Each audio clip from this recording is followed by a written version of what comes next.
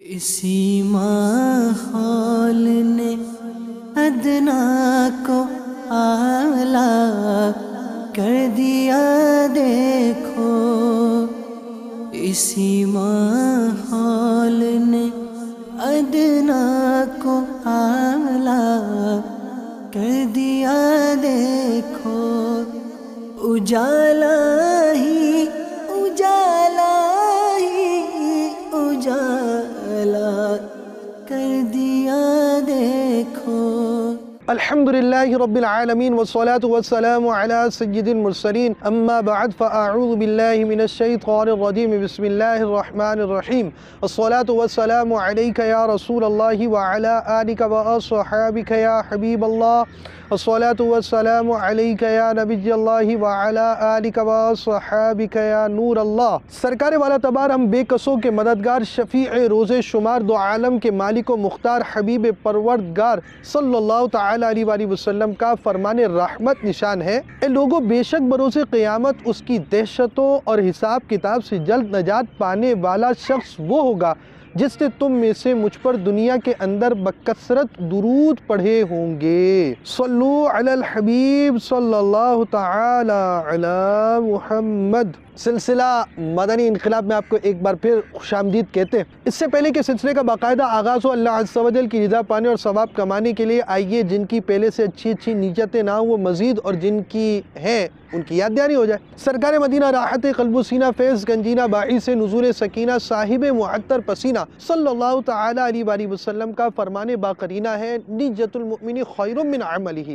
مومن کی نیت اس کے عمل سے بہتر ہے۔ ایک حدیث پاک میں ہے کہ نیت بندے کو جنت میں داخل کرا دیتی ہے۔ عالم نیت شیخ طریقت امیر اہل سنت حضرت علامہ مولانا محمد الیاس ستار قادری رضوی دامت برکاتہ العالیہ فرماتے ہیں، نیک کام بغیر اچھی نیت کے کار ثواب نہیں ہوتا۔ نیز امیر اہل سنت نے اس پرفتن دور میں آسانی سے نیکیاں کرنے اور گناہوں سے بچنے کے طریقوں پر مشتمل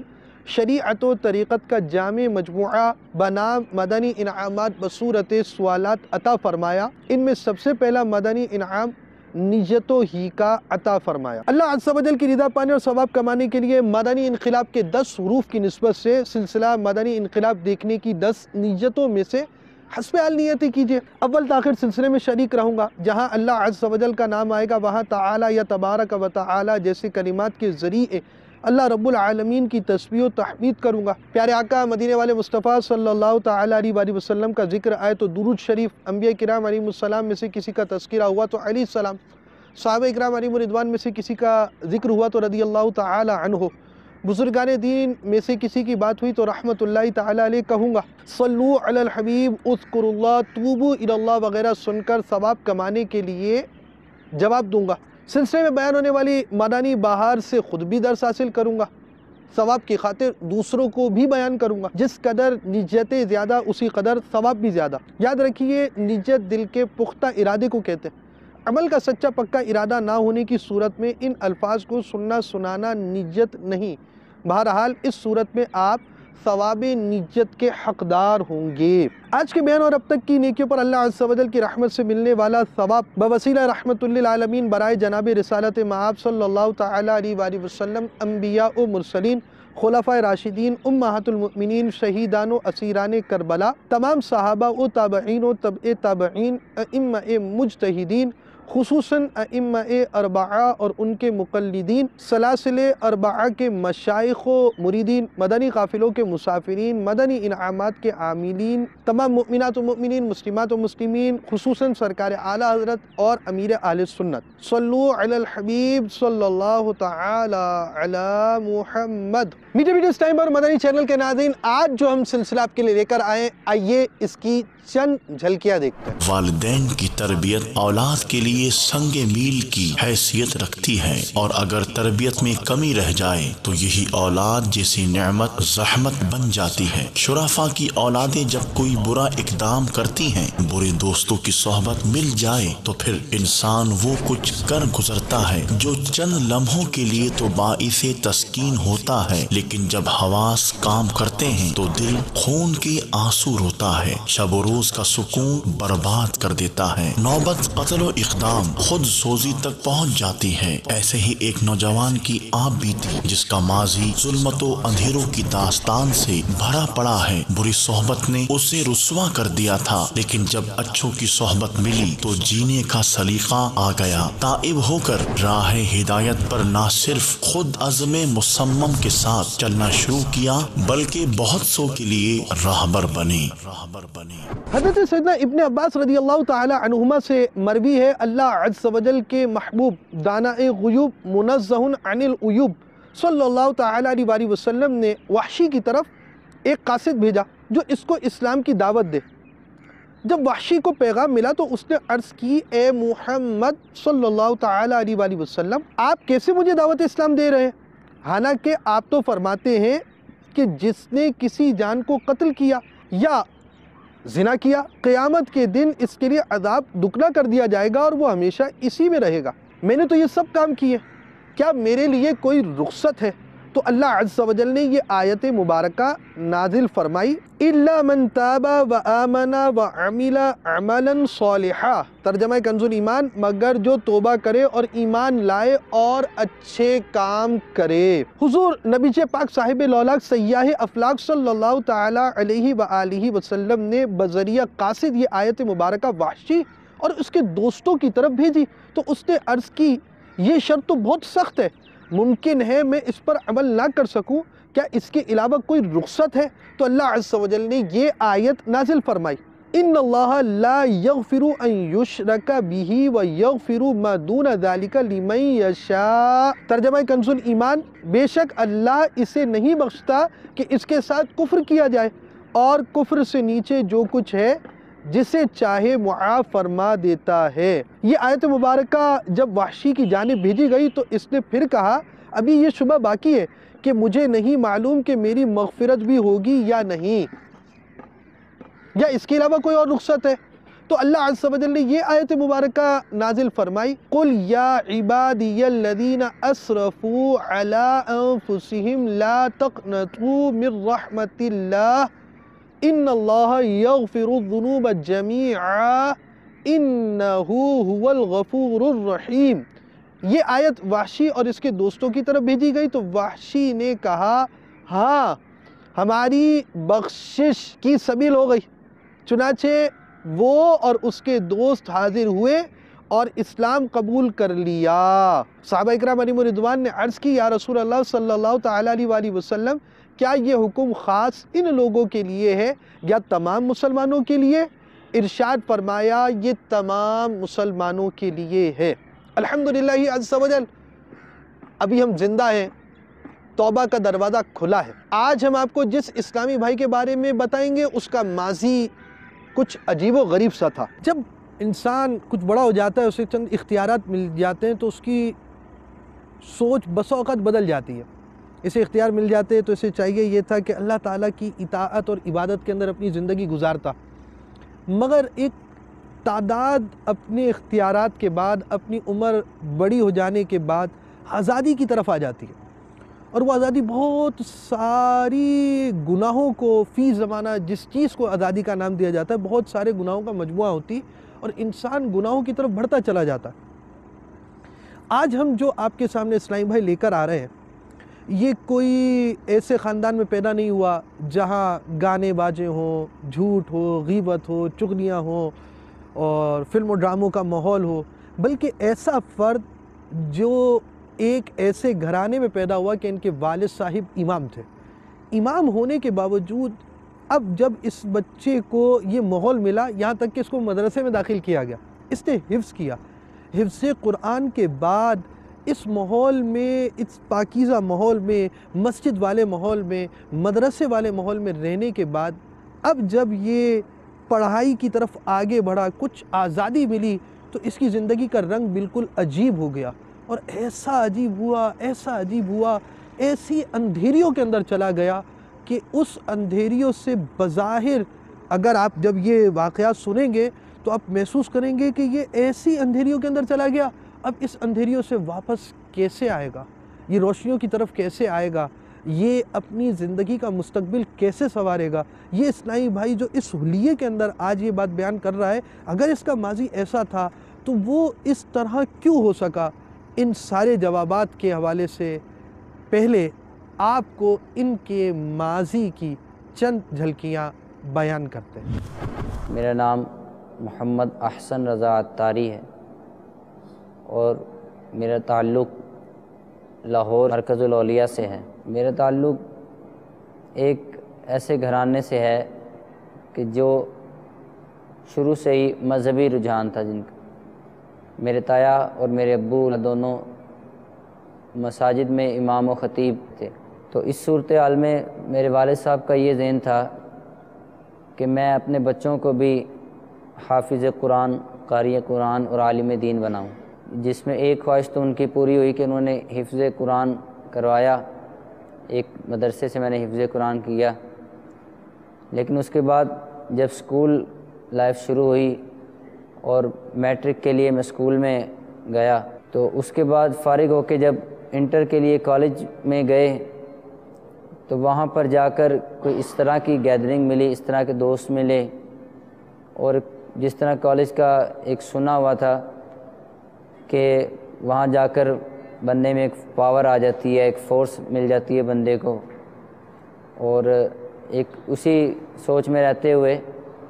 کالج میں جا کر جو کالج کی ایک یونین تھی اس یونین کو جوائن کیا، تنظیم کے دوستوں کے ساتھ جا کے بیٹھنا، پھر اسی تنظیم کے دوستوں کے ساتھ جا کر باہر اڈے پہ جا کر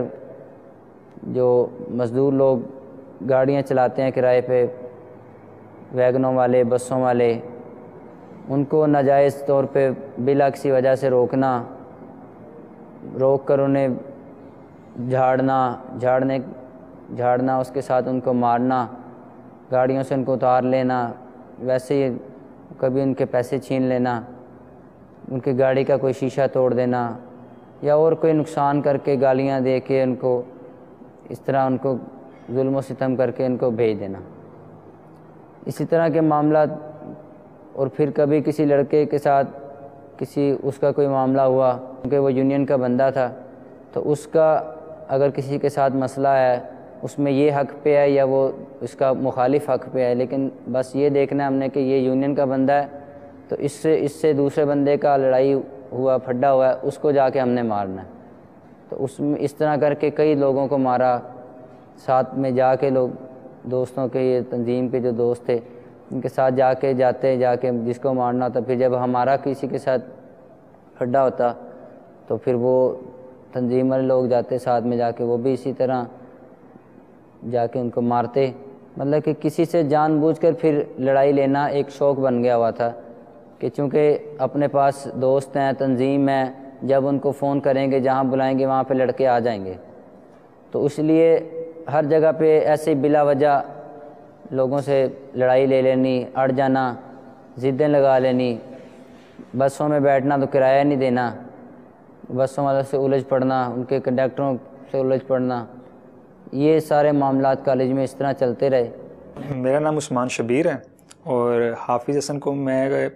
آرٹس سے جانتا ہوں۔ میری سے دوستی میٹرک میں ہوئی 9ویں کلاس میں، تو اس ٹائم یہ ایک قابل اسٹوڈنٹ میں سے لڑکا تھا ایک، لیکن جو اس کی کچھ ایکٹیویٹیز وغیرہ تھیں وہ ایسی تھیں کہ یہ شرارتی بھی تھا اور دوستوں میں شگو ملا بھی کرتا تھا اور شرارتیں بھی کرتا تھا۔ لیکن جب اس نے میٹرک پاس کیا تو اس کے بعد جب یہ کالج میں گیا تو کالج میں جا کے جو اس کی ایکٹیویٹیز تھیں یا جن دوستوں میں بیٹھتا تھا وہ اس کی سوسائٹی ٹھیک نہیں تھی، تو اس کو میں نے بڑا روکا، حافظ کو میں نے کہا حافظ اس طرح دوستوں میں نہ اٹھو بیٹھو، اس کے برے اثرات آپ کے فیوچر پہ پڑیں گے۔ اس کے بعد کچھ سالوں کے لیے جو حافظ تھا یہ ہماری نظر سے غائب ہو گیا، تو ہمیں نہیں علم تھا کہ یہ کہاں گیا، تو لیکن جو اس کی ایکٹیویٹیز تھیں ٹھیک نہیں تھی۔ اس نے دوسرے لڑکوں کے ساتھ مل کے دوسرے لوگوں کو مارنا، گاڑیاں توڑنا، اس طرح کی بہت سی اس نے ایکٹیویٹیز میں حصہ لیا۔ اس دوران داڑھی شریف آ رہی تھی، لیکن چونکہ کالج کی ایک گیدرنگ ایسی تھی، ایک ماحول ایسا تھا کہ دوسروں کو دیکھا دیکھی، اور ویسے بھی جس طرح جوانی کا ایک آغاز تھا تو لڑکیوں کے معاملات، اس میں پھر داڑھی شریف کی بالکل ذہن بنتا ہی نہیں تھا۔ جب گھر آتا تھا تو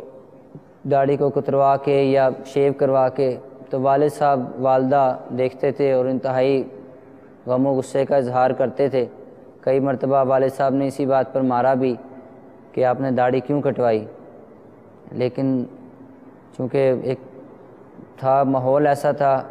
کہ بس دوست ہیں، ان میں سے کسی نے داڑھی نہیں رکھی ہوئی تو میں کیوں رکھوں، دوست ہیں جو وہ کہیں گے مولوی مولوی بولیں گے، یا اس طرح کر کے کہ داڑھی رکھوں گا تو مطلب میں اچھا نہیں لگوں گا، تو اس طرح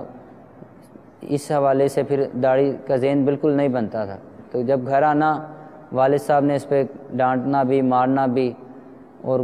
طرح طرح کی باتیں بھی کرنی، اور کئی مرتبہ وہ روایات بھی سناتے تھے کہ شاید کسی طرح سے مان کے یہ داڑھی شریف رکھ لے۔ پھر میرا حلیہ وہی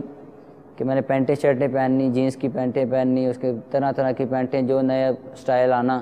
وہ دوستوں کے ساتھ جا کے اس لے کے آنی وہ پینٹ وہ پہننی۔ والد صاحب نے جب دیکھنا کہ اس نے نئی پینٹ لی ہے یا اس نے پینٹ پہنی ہوئی ہے تو پھر انہوں نے وہی اسی طرح مارنا کہ بھی تم نے پینٹیں نہیں پہننی۔ میں نے کہا نہیں میں نے پہننی ہے، تو انہوں نے کہا نہیں میں تمہیں کہتا ہوں کہ تم یہ شلوار قمیض پہنا کرو، تم ایک امام مسجد کے بیٹے ہو اور ایک تمہارا والد صاحب کا تمہارا تشخص ہے، تو تم اس لیے اپنا اس ترکیب میں رہو۔ لیکن میں نے کہا نہیں میں اس طرح کا نہیں ہو سکتا، تو انہوں نے میرے پر جتنا زور چلتا تھا وہ چلاتے تھے۔ میں پھر یہی آخر میں کہتا تھا کہ جی میری زندگی اپنی ہے، آپ کی زندگی اپنی ہے، مجھے اپنی لائف گزارنے کا پورا حق ہے، تو مجھے آپ میری لائف کو ڈسٹرب کیوں کرتے ہیں؟ تو یہ تو آپ میرے معاملات میں انٹرفیئر کرتے ہیں، تو یہ میں جوان ہو گیا ہوں، مجبور رکھتا ہوں خود ہی، تو مجھے آپ کیوں سمجھاتے ہیں؟ جب میں چھوٹا تھا تب تو چلو آپ کے اختیار میں تھا، اب تو میں کالج کا اسٹوڈنٹ ہوں، تو میرے سارے دوست اس طرح چلتے ہیں، اب تو وہ کیا سارے پاگل ہیں؟ تو میں بھی اسی طرح چلوں گا۔ جی میرا نام ڈاکٹر زبیر الحسن ہے، اور حافظ احسن عطاری صاحب جو ہیں وہ میرے بچپن کے دوست ہیں۔ ہماری جو پہلی ملاقات وہ 8 کلاس میں ہوئی تھی، اس کے بعد 9th میں ہم نے پھر کمبائن اسٹڈی شروع کر دی۔ اس کے بعد جب میٹرک ہم نے پاس کر لیا پھر کالج میں چلے گئے۔ کالج میں حافظ صاحب جو ہیں وہ ایک ان کے دوست تھے، ان سے ان کی دوستی ہوئی، ایک طلباء تنظیم کے ساتھ ان کا تعلق تھا، تو وہ ایسے ہی تنظیم میں چلے گئے، وہاں سے انہوں نے برائی کا کام سٹارٹ کر دیا۔ پھر 1 یا 1.5 سال کے اندر ان سے جو ہے وہ ایک قتل ہو گیا۔ اس کے بعد حافظ صاحب جیل میں چلے گئے۔ اسی صورتحال میں پھر ان دور میں جب کالج کی یونین میں بیٹھنا تو پھر کسی نے پسٹل لگایا ہوتا تھا، کسی کے پاس کوئی اسلحہ ہوتا تھا، تو ان کے سننا ان سے کہ میرے پاس یہ پسٹل ہے، میرے پاس یہ والا پستول ہے، تو میں اتنے فائر کر کے آتا ہوں، تو میں اتنے فائر کیے میں نے، تو وہ دلچسپی بڑھتی پھر ذہن بنا کے جو میں بھی ایک پسٹل خرید لوں۔ تو اسی طرح پھر ترکیب بنائی، والدہ کے پرس گھر میں پڑا ہوتا تھا، پتہ تھا کہ یہاں پہ پیسے پڑے ہوتے ہیں، وہاں سے اٹھا کے 8,500 روپیہ والدہ کے پرس میں سے بغیر بتائے اٹھایا۔ تو انہی دوستوں میں سے کسی نے بتایا کہ ایک فلاں بندہ ہے، وہ اگر اسلحہ منگوانا ہو، پسٹل منگوانا ہو تو وہ موزر لا دیتا ہے۔ تو اس کو وہی جو 8,500 روپے تھے اس کو دیے، اس نے اوپر سے کوئی زیادہ لیے، تو اس طرح 12,500 میں اس نے وہ پسٹل لا کے دے دیا۔ اس پسٹل کو پھر پاس رکھنا، کالج میں جانا تو وہاں پہ جا کے اس کو شو کرنا۔ اسی دوران میں اس طرح کی حالت ہو گئی تھی کہ والد صاحب جہاں پہ پینٹیں شرٹیں نہ پہننے اور داڑھی نہ کٹوانے کا کہتے تھے، تو اس کے ساتھ ساتھ وہ حفظ قرآن جو کیا ہوا تھا اس کے بارے میں وہ بار بار تلقین کرتے تھے کہ آوارہ گردی کرنے کی بجائے تم نے اپنا حفظ قرآن جو کیا ہے وہ تم میٹرک سے پہلے کا تم نے کیا ہوا ہے، اور میں نے کبھی تمہیں نہیں دیکھا تم مجھ سے کھول کے پڑھ رہے ہو، تو وہ تو تمہیں بھول چکا ہوگا۔ اور واقعی وہ اس وقت مجھے حفظ قرآن مکمل طور پہ بھول چکا تھا۔ تو وہ والد صاحب کہتے کہ اس کو یاد کرو، لیکن ایک ایسی غفلت کا دور تھا، ایسا ایک ماحول ملا ہوا تھا اور ایسی گیدرنگ تھی کہ اس طرف ذہن جاتا ہی نہیں تھا۔ اگر کبھی بنے بھی ذہن کے ٹھیک ہے پڑھتے ہیں تو پھر وہی اپنا کوئی وسوسے اس طرح کے آ جاتے تھے کہ جی اپنا میرے کپڑے نہیں ٹھیک ہیں، یا اور معاملات ہو جاتے جی اپنا یہ قرآن پاک اگر میں نے حفظ کیا ہے تو کیا اگر بھلا دوں گا تو کیا اس میں ہو گیا، مطلب تو میں بھول چکا ہوں، اب تو بالکل مجھے یاد ہونا ہی نہیں ہے، تو میں چھوڑو، اب تو جو بھول گیا وہ بھول گیا۔ اس طرح کے حالات جب چل رہے تھے، اس دوران میں لڑکوں سے بھی لڑائیاں کیں، تو وہ اسی میں جو یونین کے لڑکے تھے ان کے ساتھ ہی پھر جو ہے وہ کافی زیادہ مسئلہ خراب ہو گیا، جس کی وجہ سے پہلا سال تو کالج میں جاتا رہا، دوسرے سال میں وہ یونین والوں نے میرے پہ بین لگا دیا کہ اگر یہ کالج میں آئے گا تو ہم اس کو مار دیں گے، جان سے ماریں گے یا بہت زیادہ تشدد کریں گے اس پہ۔ تو اگلا سال پھر کالج میں جانا چھوڑ دیا، تو اس میں پھر یہی تھا کہ جو تھوڑا بہت اکیڈمی سے کہیں سے پڑھ لیا یا اپنا گھر میں ہی پڑھ لیا، تو اس میں وقت زیادہ ملنے کی وجہ سے آوارگی اور زیادہ بڑھ گئی، اتنی بڑی کہ کوئی کام ہوتا نہیں تھا کہ کالج میں مطلب کہ کسی نے کالج میٹرک تک تو سارے پوچھتے تھے کہ ٹھیک ہے جی آپ پڑھ رہے ہیں، بچہ ہے، لیکن جب کالج لائف میں آتے ہیں تو پھر سارے یہ کہتے بھی یار خود ہی پڑھ لے گا۔ اب اس دور میں کسی نے پوچھا ہی نہیں۔ اور میٹرک میں حافظ صاحب جو ہے وہ لڑکیوں کے عشق میں بھی مبتلا تھے، اور ایک خاتون تھی ہماری کلاس فیلو تھی، ان کے گھر کے آگے پیچھے حافظ صاحب کا سارا دن جو ہے وہیں پہ گزرتا تھا۔ تو بڑا ہم نے یعنی کہ اس وقت کم ایج میں تھے، ٹین ایج میں تھے، تو حافظ صاحب جو ہیں اسی کے پیچھے پاگل تھے، اور سم ٹائمز تو یہ بھی کہتے تھے کہ یا میں نہیں، یا اگر یہ مجھے نہ ملی تو یا میں اس کو مار دوں گا یا خود جو ہے وہ خود کو مار لوں گا۔ یونین کے لڑکوں سے ہی کلیش ہو گیا، وہ اس طرح سے ہوا کہ اپنا ایک مرتبہ باہر گئے تو ایک گاڑی والا تھا جس نے کہ میں سے کرایہ مانگا تھا کہ آپ نا کرایہ دیں، تو میں کہا جی میں اسٹوڈنٹ ہوں، میں نے کرایہ نہیں دینا، تو اس نے کہا جی کرایہ تو آپ کو دینا پڑے گا۔ اس وقت میں اکیلا تھا، تو میں جوانی کے جوش میں اور اپنی طاقت کے بلبوتے کے میرے پیچھے تو بہت زیادہ لڑکے ہیں، میں لڑ پڑا ان سے کہ نہیں میں نے کرایہ نہیں دینا، تو انہوں نے وہ 3-4 تھے آدمی جو ویگن میں بیٹھے تھے، وہ تینوں نے اتر کے مجھے کافی زیادہ مارا۔ تو اس کا بدلہ لینے کے لیے اگلے دن میں اپنے ٹیم کے 10-15 لڑکے لے کر تو اس کے روٹ پہ کھڑا ہو گیا جہاں سے اس کا رستہ تھا اور وہ گزرتا تھا، اور اس گاڑی کا نمبر مجھے یاد تھا۔ تو جب وہ گاڑی آئی اس کو روک کر اس کے شیشے وغیرہ توڑے اور اس کو اپنے ساتھ مارتے ہوئے اپنے کالج کے گیٹ سے اندر لے گئے کہ اس کو ابھی اندر جا کے اور تشدد کریں گے یا اس کو مارتے ہیں۔ تو یہ سارا کام میں نے کیا، تو جو تنظیم میں ایک اصول بنا ہوا تھا کہ جو تم سے بڑے والے کارکن ہیں ان سے پوچھ کے ہر کام کرنا ہے یا ان کو بتا کے کوئی کام کرنا ہے۔ تو اس میں یہ تھا کہ نہ ان کو بتایا تھا نہ ان کو کہا تھا، کیونکہ وہ ان کو بڑے دنوں سے میں کہہ رہا تھا کہ یہ میرا معاملہ ہے تو اس کو یہ حل کروا دیں، لیکن وہ اس میں کوئی توجہ نہیں کر رہے تھے۔ تو میں نے اسی طرح سوچا کہ ابھی بھی ان کو کہا تو انہوں نے کچھ بھی نہیں کرنا، تو یہ ہے کہ میرے پاس جو لڑکے ہیں میں خود ہی ان کو لے کے چلا جاتا ہوں۔ اس طرح جب کیا تو ان کو پتہ چلا کہ اس نے خود سے یہ کام کیا ہے اور ہم نے پوچھے بتائے بغیر،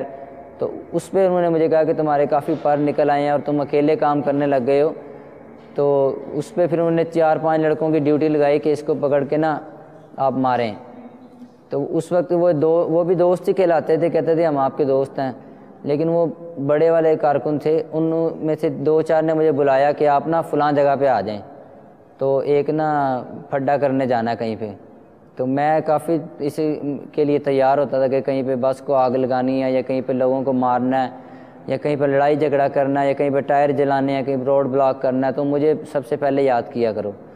تو وہ انہوں نے مجھے کہا، میں بھاگتا ہوا کک مار کے موٹر سائیکل کی کالج میں پہنچ گیا۔ تو وہاں پہ کالج میں ایک کمرہ جو کہ ایسے ویران ہی تقریباً پڑا رہتا ہے، وہاں پہ وہ چاروں مجھے وہاں لے گئے، اور میں کہا پتہ نہیں مجھے کس لیے لے جا رہے ہیں۔ ادھر جا کے انہوں نے مجھے کہا کہ تم نے کل گاڑی روکی تھی، میں کہا ہاں جی روکی تھی۔ تو انہوں نے کہا کس سے پوچھ کے گئے تھے اور کیوں اس کو لے کے آئے تھے، کیسے لے کے آئے تھے؟ اسی پر انہوں نے میرے ہاتھ تھپائی شروع کر دی، تھپڑ مارنے شروع کر دیے، پھر بیلٹوں سے مارنا شروع کر دیا۔ تو اس کے بعد پھر انہوں نے وہ ایک اشتہار لگا دیتے ہیں کہ یہ بندہ بلیک لسٹ ہے، کہ یہ تنظیم کا غدار ہے، اگر آیا کالج میں تو اس کو جو ہے نا مارا بھی جائے گا اور اس کے ساتھ کچھ بھی کیا جا سکتا ہے۔ تو وہ اگلے دن انہوں نے مجھے یہ نوٹس کر دیا کہ لڑکوں نے مجھے بتایا کہ تمہارا نام جو ہے نا وہ انہوں نے لکھ کے تنظیم میں لگا دیا ہے کہ یہ بندہ کالج میں داخل نہیں ہو سکتا۔ تو اس طرح سے یہ تنظیم والوں سے پھر یہ تھا کہ میں تنظیم والوں سے کیا، کالج سے ہی میں گیا، میں کالج بھی نہیں جاتا تھا نہ تنظیم۔ اب وہ دور آ گیا کہ آزادیاں بڑھنا شروع ہوئیں تو یہ پہنچے جیسا کہ آپ نے سنا، آزادیوں نے جو بڑھنا شروع کیا، لڑائی جھگڑے کالج کی لائف کے اندر، اس میں اسکول کالج اور یہ ساری چیزیں آزادیوں سے چلتے مارنا پٹنا سب کچھ ہوتا رہا، سب کچھ ہوا، یہاں تک کہ ایک ابتدائی غلط تربیت ان کی ہو چکی۔ اب یہ ایک ایسی سٹیج پہ پہنچ چکے کہ اب یہ کالج بھی نہیں جا سکتے، آگے کے معاملات چلا بھی نہیں سکتے۔ اب آگے انہیں چاہیے یہ تھا کہ اس بری صحبتوں کو یہیں ختم کرتے، ایک سٹیج کا اینڈ ہو جاتا کہ انہوں نے جو چیز جس کو اپنی منزل سمجھ لی تھی اور جس گیدرنگ کے ساتھ یہ بیٹھ رہے تھے اور اپنا مستقبل سمجھ رہے تھے، آج انہیں گیدرنگ آؤٹ کر دیا گیا، اس گیدرنگ سے نکال دیا گیا، ان لوگوں نے نکال دیا، ان صحبت سے ان کو نقصان ان کے سامنے آ گیا۔ چاہیے یہ تھا کہ اس سے عبرت حاصل کرتے، مگر جو انسان اس طرح کے معاملات میں بڑھتا چلا جاتا ہے، سرکشی اس سے آتی جاتی ہے اور اندھیریاں بڑھتی چلی جاتی ہیں، پھر ان کی زندگی عجیب سی تباہی کی طرف بڑھتی چلی گئی، اور اب یہ ایک عجیب و غریب تباہی کی طرف اور بڑھ رہے ہیں۔ آئیے وہ تباہی کیسی ہے بہت توجہ کے ساتھ سنیے تاکہ پتہ چلے کہ آج کل کی بری صحبتیں بندے کو کہاں سے کہاں پہنچا دیتی ہیں۔ اس حوالے سے پھر میرے والد صاحب تھے، ان کو بھی ان محلے والوں نے بھی کہا کہ آپ امام مسجد ہیں، آپ ہمارے لیے عزت و احترام کی جگہ پہ ہیں، لیکن آپ کا بیٹا جو ہے وہ وہاں پہ بیٹھ جاتا ہے کھڑے پہ، تو یہ اچھی بات نہیں ہے، اس کو سمجھائیں۔ تو ابو مجھے کافی مارتے بھی تھے، سمجھاتے بھی تھے کہ بیٹا اس طرح نہ کیا کرو، تمہاری مہربانی۔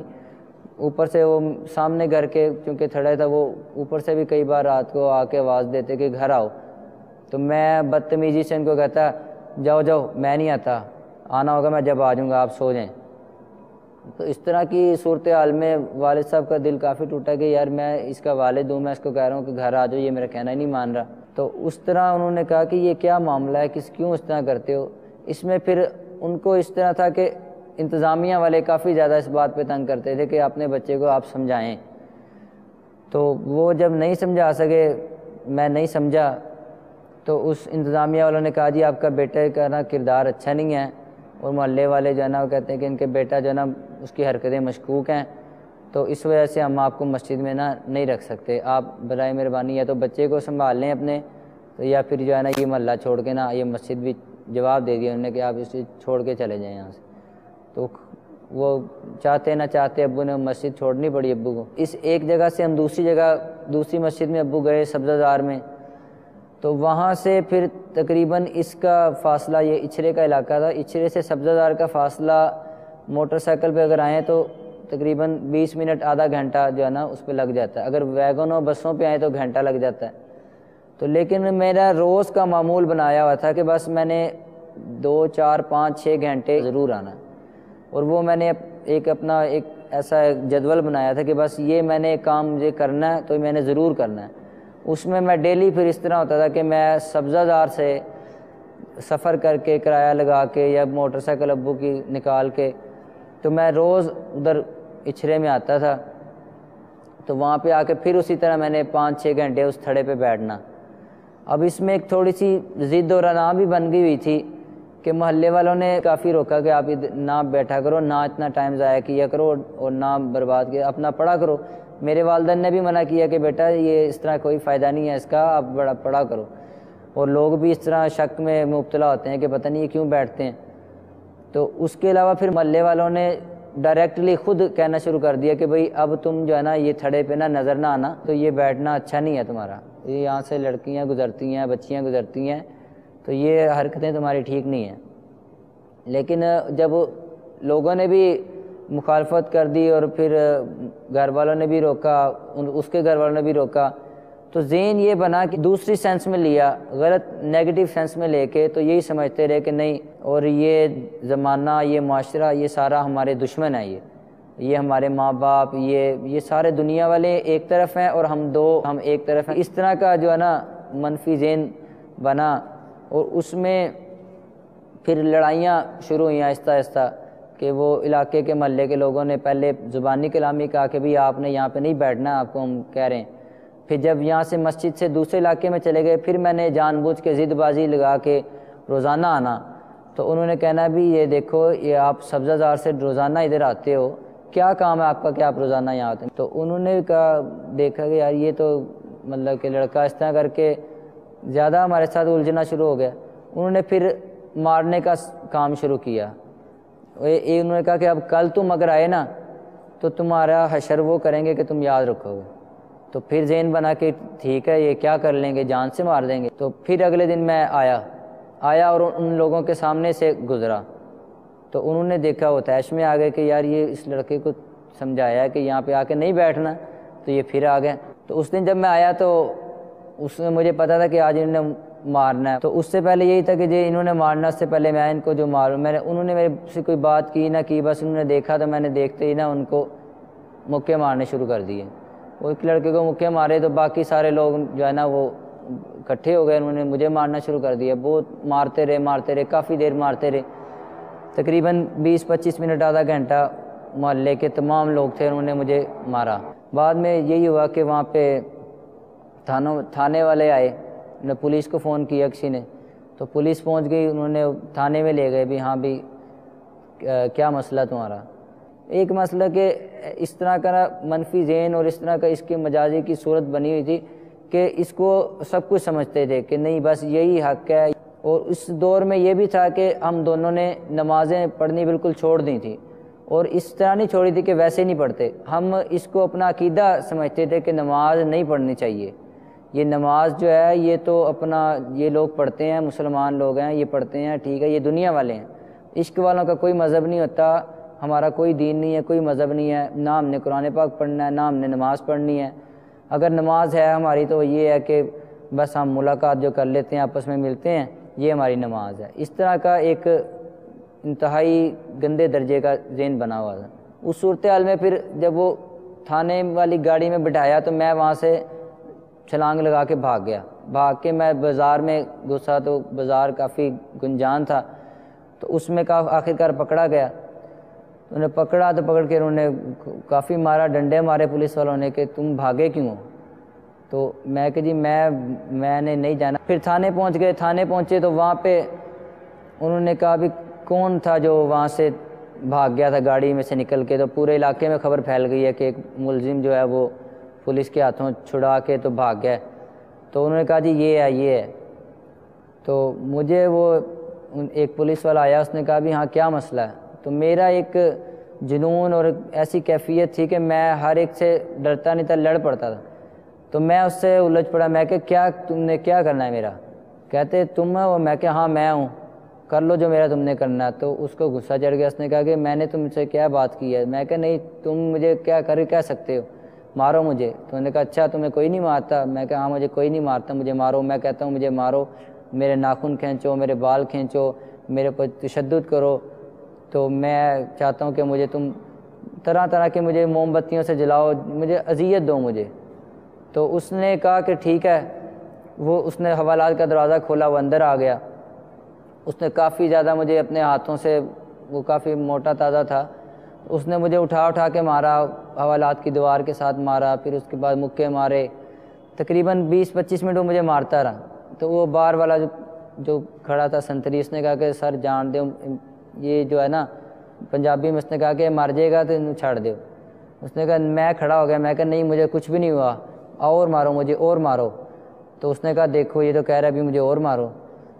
تو پھر اس نے کہا جاؤ ڈنڈا لے کے آؤ۔ تو اس نے کہا سر رہن دو، ڈنڈا ایسے اس طرح یہ اس کی جان تھوڑی سی ہے تو اس نے مر جانا۔ اس نے کہا نہیں ڈنڈا لے کے آؤ تم۔ تو وہ کافی لمبا ڈنڈا لے کے آ گیا۔ تو اس نے پھر وہ ڈنڈے مارنے شروع کیے، وہ مجھے کہتا کہ کھڑے ہو جاؤ، میں کھڑا ہو گیا، اس نے میرے ٹکنے پہ نا گٹے پہ مارا ڈنڈا، تو میں تھوڑا سا اچھلا۔ اس نے کہا کہ کیا ہوا، اب درد ہوئی ہے؟ میں کہ نہیں درد نہیں ہوئی، تم مارو۔ پھر میں کھڑا رہا اور اس نے مجھے اتنی مطلب کہ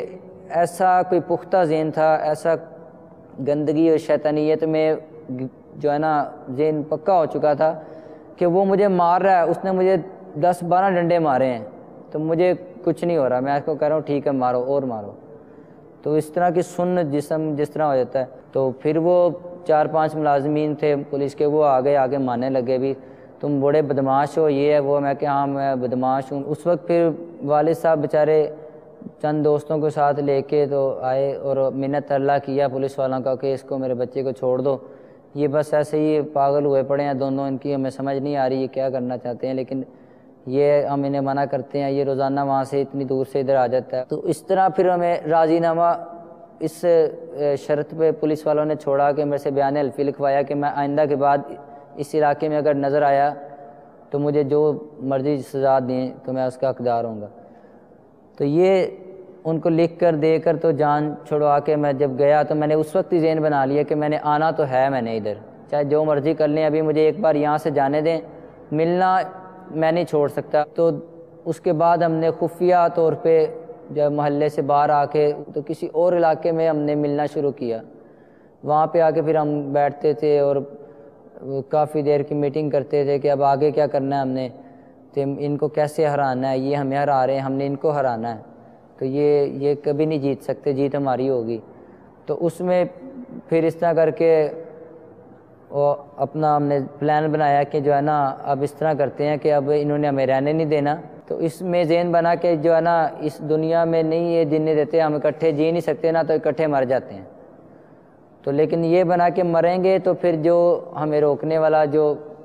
لوگ ہیں ان کے جو ہیڈ ہے، جو سب سے آگے سرکردہ ان کا ہے، اس کو بھی ساتھ میں ماریں گے۔ ہم نے پلاننگ کی کہ اب جو ہے نا مارنا بھی ہے اور مرنا بھی ہے۔ تو اس میں پھر اس نے مجھے کہا کہ تمہارے پاس پسٹل ہے، تو وہ میں نے پسٹل کا ارینج کیا۔ تو اس کے بعد پھر ایک دن بنایا ہم نے کہ فلاں جگہ پہ جہاں پہ وہ بندہ کھڑا ہوتا ہے، وہ کھڑا ہو کے وہ محلے میں جہاں پہ کھڑا ہوتا تھا، دکان لگاتا تھا، چپس کی دکان تھی اس کی، کہ وہ وہاں پہ کھڑا ہوتا ہے، اس نے کہا کہ میں اس کے قریب دیوار کے ساتھ چھپ کے تو ہم دونوں وہاں پہ جائیں گے، تو تم ایسے کرنا کہ پہلے مجھے فائر مارنا، پھر اس کے بعد فوراً جا کے تو اس کو فائر مار دینا، تو جب وہ مر جائے گا پھر تم نا اپنے آپ کو مار لینا فائر۔ تو اس طرح کر کے جو ہے نا وہ بھی مر جائے گا اور ہم بھی مر جائیں گے۔ تو کیونکہ اس میں سوچا تھا کہ پہلے اس کو اگر مارتے ہیں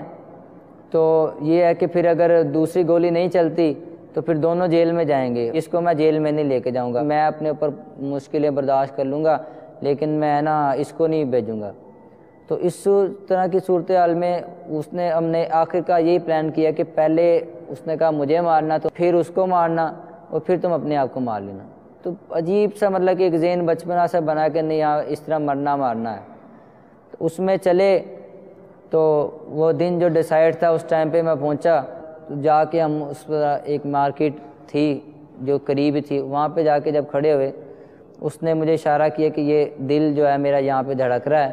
تو اس جگہ پہ رکھ کے تم جو ہے مجھے فائر مارو۔ گولی لوڈ کی ہوئی تھی، تو اس کو میں نے اس کے سینے پہ یہاں پہ رکھا اور ٹریگر دبایا۔ تو اس کے بعد میں نے نہیں دیکھا، بس یہی تھا کہ اس کو مار کے فوراً میں دوسری طرف جاؤں اور دوسرے بندے کو ماروں۔ تو یہاں سے میں فوراً بھاگ کے تو وہ دوسرے بندے کی طرف گیا جو کہ ہمیں منع کرتے تھے بیٹھنے سے، تو اس کے اوپر میں نے فائر کیے۔ تو اس کے اوپر میں 3 مرتبہ فائر کیے، لیکن شاید کہ ایک اس کے قریب سے چھو کے گزرا، دوسرے اس کے بعد پھر پسٹل چلی نہیں۔ تو انہوں نے دیکھا کہ اس کا فائر مس ہو گیا ہے، تو انہوں نے پہلے تو دور ہٹ گئے کہ ایک بندہ فائر کر رہا ہے، تو اس کے بعد جب انہوں نے دیکھا کہ اس کی پسٹل نہیں چلی تو انہوں نے میرے پیچھے دوڑ لگا دی۔ جب انہوں نے میرے پیچھے بھاگے، میں آگے بازار میں بھاگ گیا، تو بازار میں وہ میرے پیچھے بھاگ رہے ہیں، میں آگے بھاگ رہا ہوں، تو آخر کار رش تھا، میرا پاؤں پھسلا، میں نیچے گر گیا۔ تو اسی دوران جب دوڑ لگاتے ہوئے میں نے دوبارہ اس کو ٹریگر کو دبایا اور اس کا چیمبر چڑھا کے میں نے پھر اپنی طرف میں نے کہا وہ تو مرا نہیں، چلو میرا دوست مر گیا تو میں نے یہاں پہ زندہ رہ کے کیا کرنا ہے، تو میں خود مر جاتا ہوں۔ اس وقت پھر میں نے اپنے سینے پہ رکھی اور میں نے اس کو ٹریگر دبایا، لیکن وہ نہیں چلی۔ پھر آگے جب میں گرا اس وقت پھر میں نے چیمبر مارا، ٹریگر دبایا اور سب کی طرف میں نے کیا کہ میں مار دوں گا، تو وہ میں دبایا لیکن فائر نہیں ہوا، حالانکہ اس میں گولیاں 6 پوری میں نے ڈالی ہوئی تھی۔ پھر میں نے کہا ان کو تو لگ نہیں، پھر میں نے پھر اپنی طرف مطلب کہ جتنی کوشش کرتا رہا، میں نے کہا کہ میں نے مرنا ہے، میں نے مر جانا ہے، میں نہ مرا تو یہ ہے کہ اپنا یہ میرا دوست مر گیا تو میں کیا کروں گا یہاں پہ۔ پھر جب گولی نہیں چلی تو میں وہاں پہ جب گرا تو میں کہا ٹھیک ہے، اب مجھے یہ لوگ جو ہیں انہوں نے دیکھا کہ ایک قتل، اب یہ دیکھیں گے کہ ایک قتل بھی ہو گیا اور اس نے فلاں بندے پہ بھی فائر کیے ہیں، تو اب یہ مجھے مار دیں گے جان سے۔ تو وہ مجمع اکٹھا ہوا، اس نے کافی زیادہ مجھے مارتے کافی گھنٹہ گزر گیا نا، وہ مجھے مارتے رہے۔ تو میں کہ چلو زیادہ سارے بندے مار رہے ہیں، مارتے مارتے مر جاؤں گا، لیکن نہ بے ہوش ہوا نہ کچھ مجھے ہوا، میں اتنا کو ڈھیٹ ہو چکا تھا کہ مجھے کچھ نہیں، مجھے تقریباً 50 سے 70 بندے تھے مارنے والے، اور میں مار کھا رہا تھا اکیلا، لیکن مجھے اس میں کچھ بھی نہیں ہوا۔ تو یہ اس طرح کر کے پھر وہاں سے جو پولیس آ گئی کہ قتل بھی ایک اس نے، اس کے بعد یہ دوسرے بندے کو مارنے آیا تھا تو وہ نہیں مرا، تو وہ اس کا فائر ہی نہیں چلا، پھر اس نے اپنے آپ پہ بھی چلائی ہے۔ تو اس وقت پھر پولیس آئی اور وہ آ کے مجھے جب تھانے لے جانے لگے تو لوگوں نے کہا جی اس کو جو ہے نا مین بازار کے اندر سے تھانے لے کے جاؤ۔ اس دوران پھر لوگ مجھے مارتے ہوئے، پولیس تو پیچھے ہٹ گئی، لوگ ہی مجھے مارتے گاڑی پولیس کی دور کھڑی تھی وہاں تک لے جا کے مجھے گاڑی کے اندر پھینک دیا۔ وہاں سے پھر میں تھانے گیا تو انہوں نے کہا کہ اس کو کیوں مارا ہے؟ میں کہا میں نے اس کو مارنا تھا اور میں نے بھی مر جانا تھا، تو میری چلی نہیں میری مرتبہ پسٹل۔ تو انہوں نے کہا کہ یہ تم نے مذاق میں انہوں نے ایک پولیس والے نے کہا کہ اگر تم نے مرنا ہے یہ لو یہ پسٹل میں تمہیں دیتا ہوں چیک کرنے کے لیے۔ اس نے کہا کہ دیکھتا ہوں کہ اس کا ذہن پختہ ہے یا ویسے ہی یہ کہہ رہا ہے، تو اس نے کہا کہ یہ میں تمہیں دیتا ہوں، تم اپنے آپ کو مار لو۔ تو میں نے کہا میں نے پسٹل پکڑنے لگ گیا، تو اس نے دیکھا یہ تو واقعی پسٹل پکڑ رہا، اس نے مجھے پھر تھپڑ مارا، پیچھے پھینک دیا۔ اس نے کہا تم تو مرنے کی کوشش کر رہے ہو، ہمارے اوپر پڑنا ہے تم نے۔ تو اس دوران پھر حوالات میں جب میں تھانے میں بند تھا تو میں اسی طرح پریشان کہ میرا دوست مر گیا تو میں کیا کروں گا، میں نے پھر وہ تھانے کی دیواروں سے ٹکریں مارنی شروع کر دیں، زور سے پیچھے سے بھاگ کے آتا اور دیوار میں کونا بنا ہوا تھا اس میں ٹکر مار دی کہ میرا سر لگے گا میں مر جاؤں گا، لیکن وہ سر لگا، میں اس کے بعد نیچے گر کے بے ہوش ہو گیا۔ وہ تھانے والوں نے میرا ہاسپٹل لے کے میں دوبارہ مجھے ہوش آ گیا، پھر میں آ گیا۔ انہوں نے کہا کہ یہ جو ہے نا اپنے آپ کو مارنے کی کوشش کر رہا ہے تو اس کا نا پورا خیال رکھنا ہے۔ تو میں نے کہا جی میں نے واش روم جانا ہے، تو انہوں نے کہا جاؤ آپ واش روم چلے جاؤ۔ تو وہ اس میں گیا تو اس کا لوہے کا دروازہ تھا، اس میں نے دیکھا کہ اس کی پتریاں زنگ لگا ہوا تھا، وہ کٹنے والی تھی، بلیڈ وغیرہ اس وقت تھا نہیں میرے پاس۔ تو ایک طریقہ میں نے سوچا، میں کہ اگر میں اپنی کوئی شریان کاٹ دوں گا یا اپنی کوئی یہاں سے نس کاٹ دوں گا تو اس میں خون بہتا رہے گا، جب زیادہ خون بہے گا تو میری موت واقع ہو جائے گی۔ اس میں پھر میں نے وہاں سے وہ دروازے کو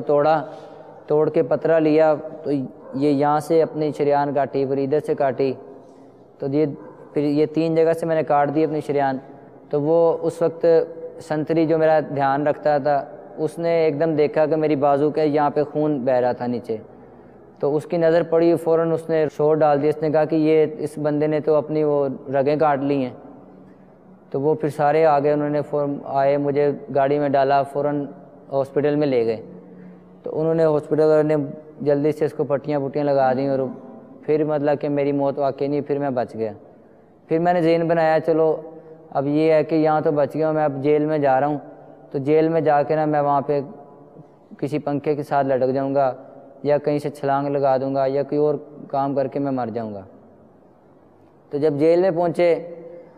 تو وہاں پہ جاتے ہی میں ایسی مجنوں والی اور جو اپنا عجیب سی عاشق اپنے زوم میں کہ میں بہت بڑا عاشق ہوں اور بہت بڑا دیوانہ ہوں، تو بال بکھیرے ہوئے اور منہ 4 دن منہ نہیں دھونا، اور جو مارا تھا لوگوں نے اس کے نشان اس طرح کر کے سارے یہاں پہ پڑے ہوئے، منہ سوجا ہوا، آنکھیں سوجی ہوئی،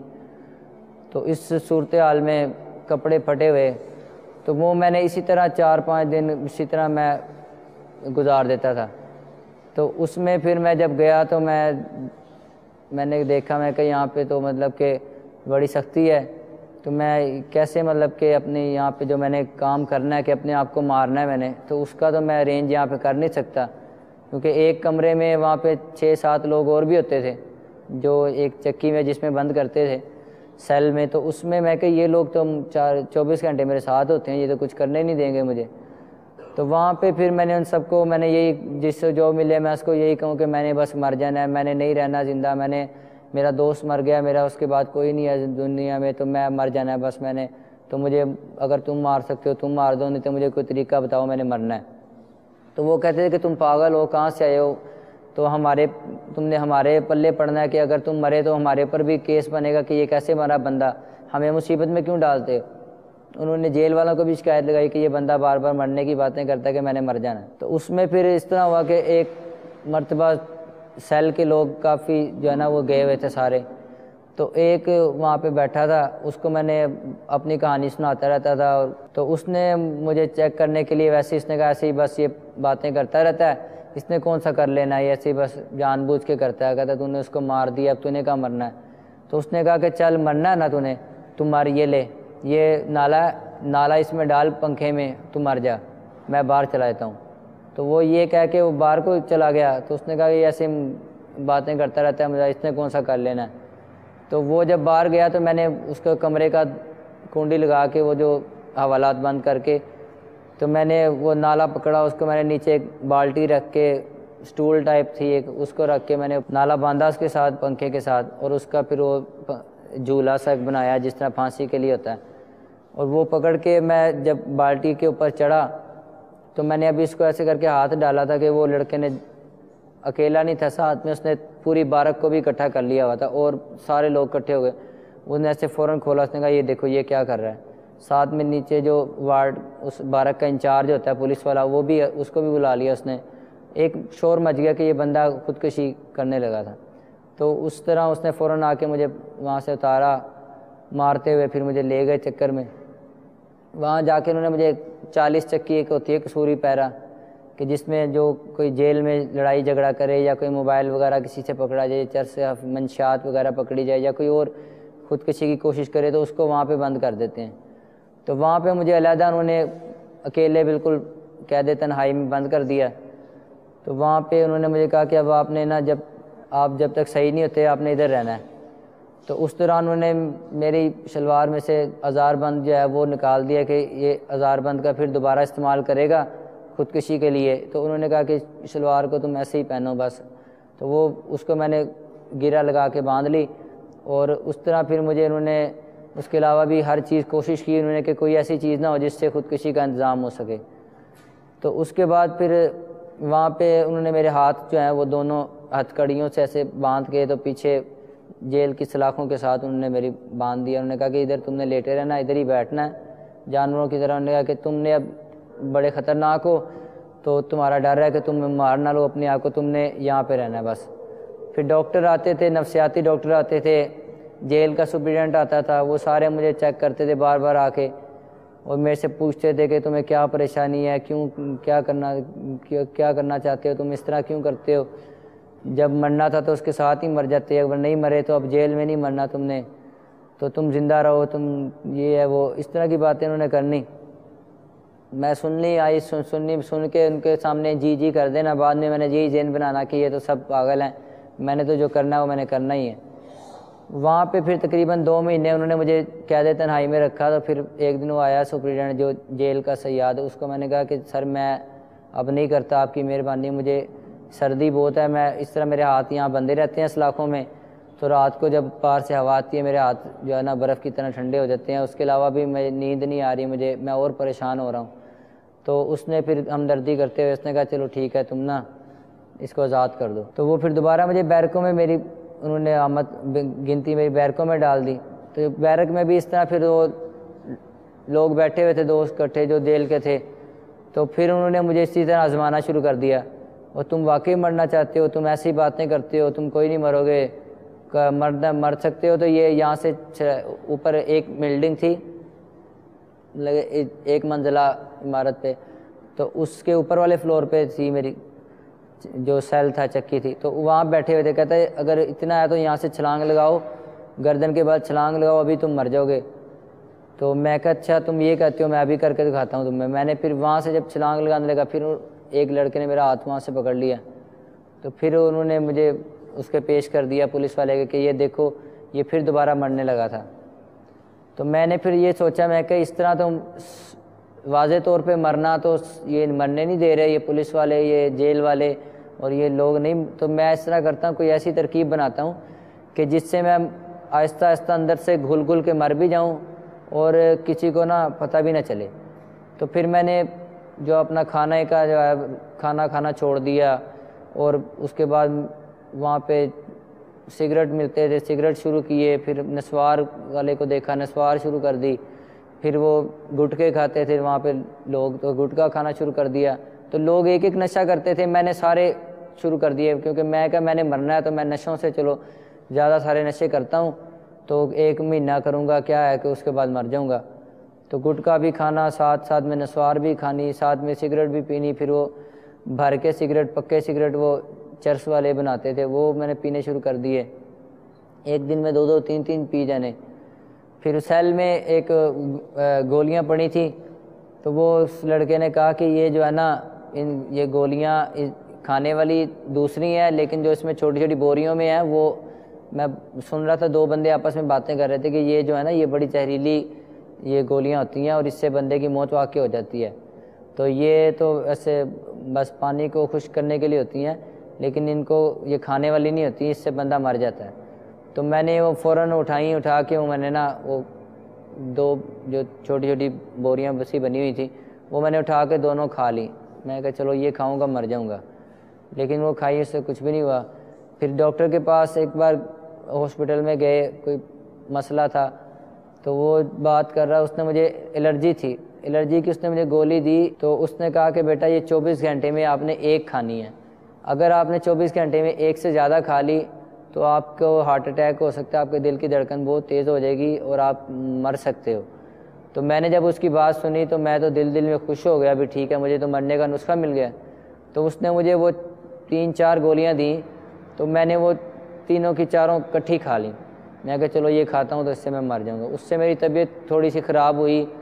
میرا بی پی ہائی ہو گیا اور میرے جسم میں دھڑکن بہت زیادہ تیز چلنے لگ گئی، اور تھوڑی سی طبیعت میں جو ہے اضطراب ہوا، لیکن اس کے بعد پھر وہی اسی طرح میری طبیعت دوبارہ سنبھل گئی۔ تو پھر وہ میرے گھر والے جو ملاقات پہ آتے تھے ان کو جیل والوں نے بتایا کہ یہ آپ کا بچہ اس نے نا 2 3 مرتبہ خودکشی کی کوشش کی ہے، تو آپ کی مہربانی اس کو سمجھائیں، اس نے اب یہاں پہ رہنا ہے، جب تک اس کا وہ قتل کا کیس نہیں حل ہو جاتا تو اس نے یہاں پہ رہنا ہے۔ تو وہ میری والدہ آئی، انہوں نے رو کے میرے آگے ہاتھ جوڑے، میرے ابو آئے اور انہوں نے کہا کہ بیٹا دیکھو، پہلے تم نے ہم جیسے غریب اور شریف آدمیوں کو، جس نے آج تک کبھی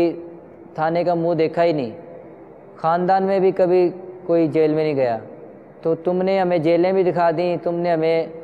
یہ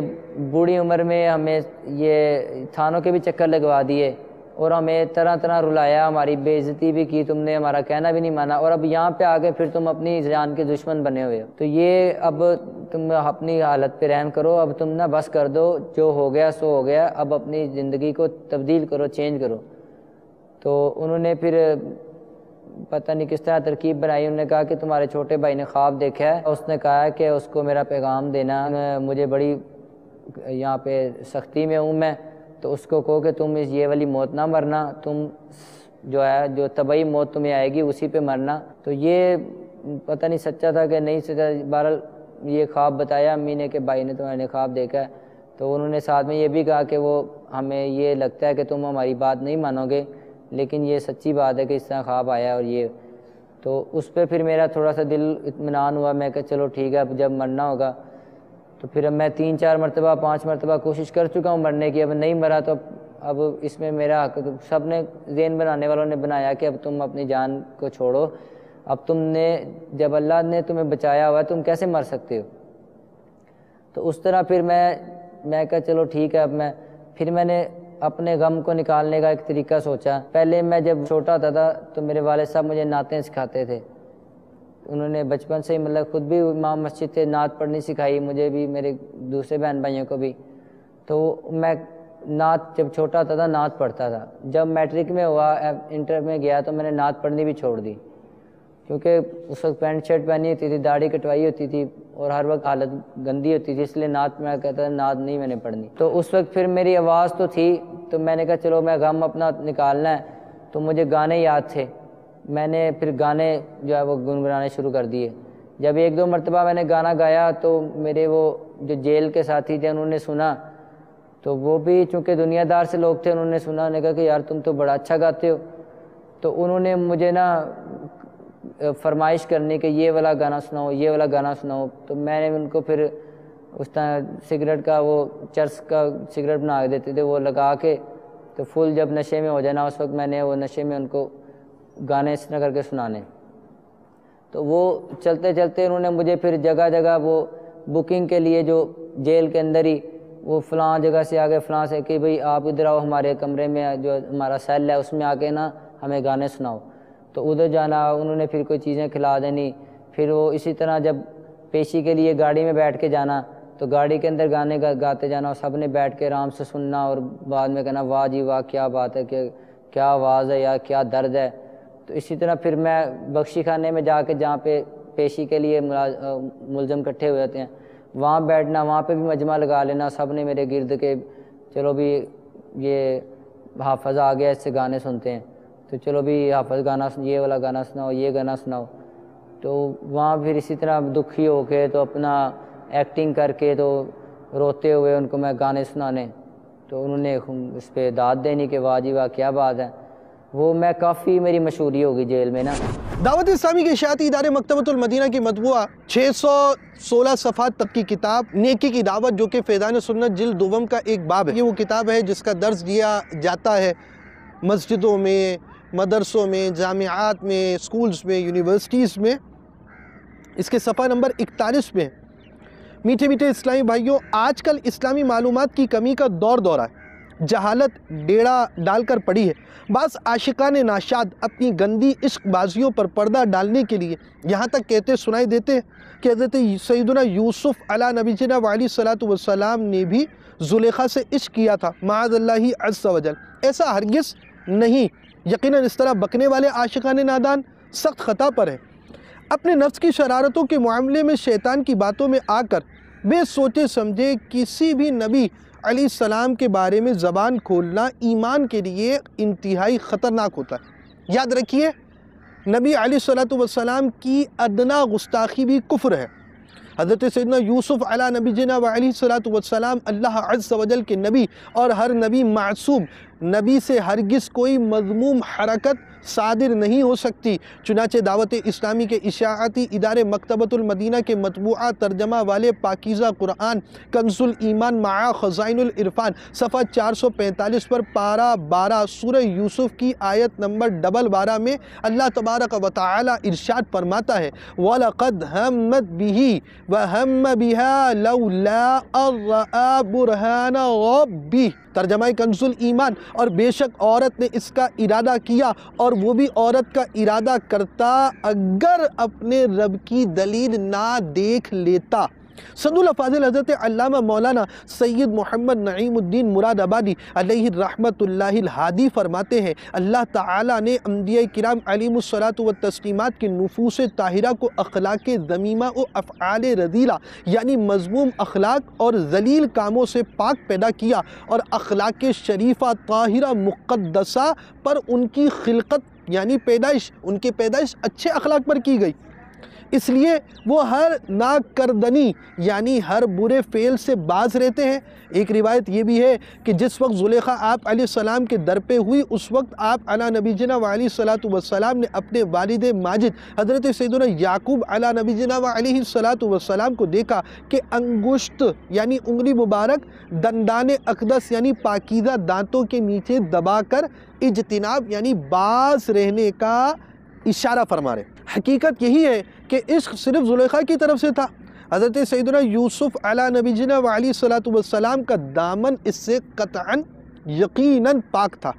پارہ 12 سورہ یوسف آیت نمبر 30 میں شرفاء مصر کی بعض عورتوں کا قول اس طرح نقل کیا گیا وَقَالَ نِسْوَةٌ فِي الْمَدِينَةِ امْرَأَةُ الْعَزِيزِ تُرَاوِدُ فَتَاهَا عَنْ نَفْسِهِ قَدْ شَغَفَهَا حُبًّا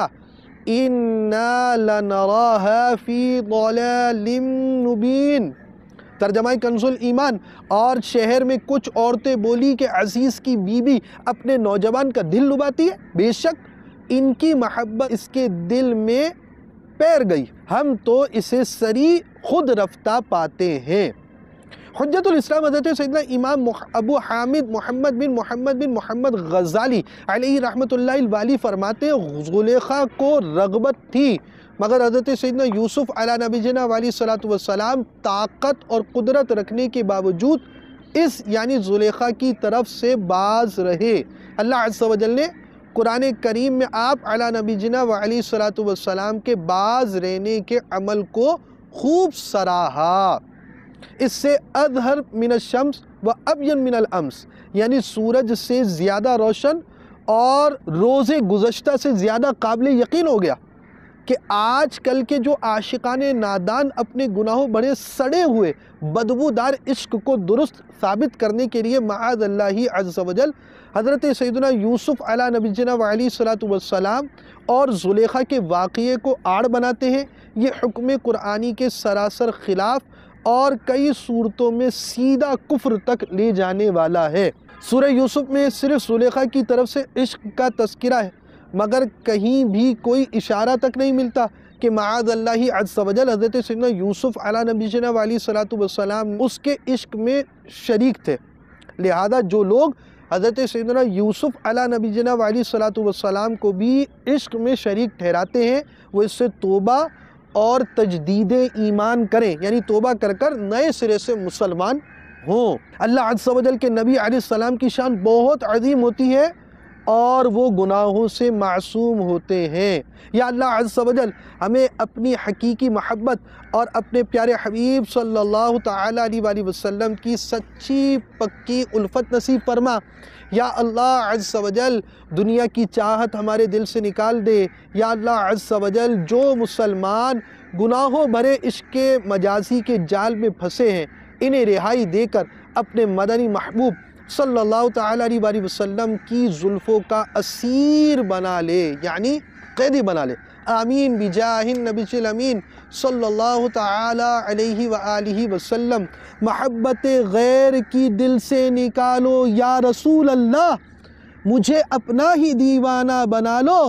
یا رسول اللہ۔ عشق مجازی کے متعلق دلچسپ معلومات کے لیے دعوت اسلامی کے اشاعتی ادارے مکتبۃ المدینہ کی مطبوعہ کتاب شیخ طریقت امیر اہل سنت کی مایہ ناز تصنیف پردے کے بارے میں سوال جواب صفحہ 318 تا 356 کا مطالعہ فرمائیں۔ آپ کے قریب مکتبۃ المدینہ ہو تو اس سے حاصل کریں، مکتبۃ المدینہ قریب نہ ہو مت گھبرائیے، دعوت اسلامی کی ویب سائٹ پر آئیے، وہاں سے اس کا مطالعہ آپ کر سکتے ہیں۔ میٹھے میٹھے اسلام اور مدنی چینل کے ناظرین، ہمارے اس اسلامی بھائی نے اپنے اس عشق سے توبہ بھی کی اور اس وقت آپ کے سامنے ایک حلیے کے ساتھ ہے، اور ان میں اتنی بڑی تبدیلی کیسے آ گئی؟ اور یہ شخص جس کی ایسی حالت تھی، بالکل عجیب و غریب سی حالت تھی، یعنی جو کچھ بھی سننے کے لیے تیار نہیں ہے، جو نہ تھانے کی مار سے بچ رہا ہے، نہ جیل کی سختیوں سے بچ رہا ہے، خودکشی کی کوششیں کر رہا ہے، جسے والد صاحب کی ڈانٹ نہیں سمجھا سکی، جسے کوئی چیزیں سمجھا نہیں پا رہی، جو اتنے اچھے ماحول میں ہونے کے باوجود بہت زیادہ برائیوں کی طرف بڑھ گیا، خودکشی کی کوششوں میں مصروف ہو گیا، عشق کی طرف چلا گیا۔ اس نے عشق سے بھی توبہ کی، اپنے ان نظریات سے بھی توبہ کی، ان ساری چیزوں سے توبہ کر لی۔ اتنی بڑی تبدیلی کیسے آ گئی؟ یہ جاننے کے لیے اگلے سلسلے مدنی انقلاب کا آپ انتظار کیجئے، کیونکہ یہ ایک طویل سلسلہ ہے، ہم 2 حصوں میں اسے بیان کریں گے۔ آئندہ سلسلے میں بتائیں گے کہ وہ اسلامی بھائی کس انداز سے تبدیلی کی طرف آیا۔ مدنی چینل دیکھتے رہیے، غیبت کے خلاف جنگ جاری رہے گی، نہ غیبت کریں گے نہ غیبت سنیں گے، مسجد بھرو تحریک جاری رہے گی، اور فیضان مدنی مذاکرہ جاری رہے گا انشاءاللہ عز و جل۔ www.amirahlusunnat.net کے ساتھ بھی وابستہ رہیے۔ امیر اہل سنت کے مدنی پھولوں، مدنی مذاکروں، امیر اہل سنت کی کتب و رسائل، امیر اہل سنت کے حوالے سے معلومات، آپ کے بچپن شریف کے احوال کو آپ جاننا چاہتے ہیں، ان کے سلسلے دیکھنا چاہتے ہیں، آپ اس ویب سائٹ پر آئیں، انشاءاللہ عز و جل محروم نہ ہوں گے۔ اور اس ویب سائٹ کو دیکھنا تو روز اپنا معمول بنا لیجئے۔ مدنی چینل دیکھتے رہیے۔ صلو علی الحبیب صلی اللہ تعالی علی محمد۔ اسی ماحول نے ادنا کو اعلیٰ کر دیا دیکھو، اسی ماحول نے ادنا کو اعلیٰ کر دیا دیکھو، اجالا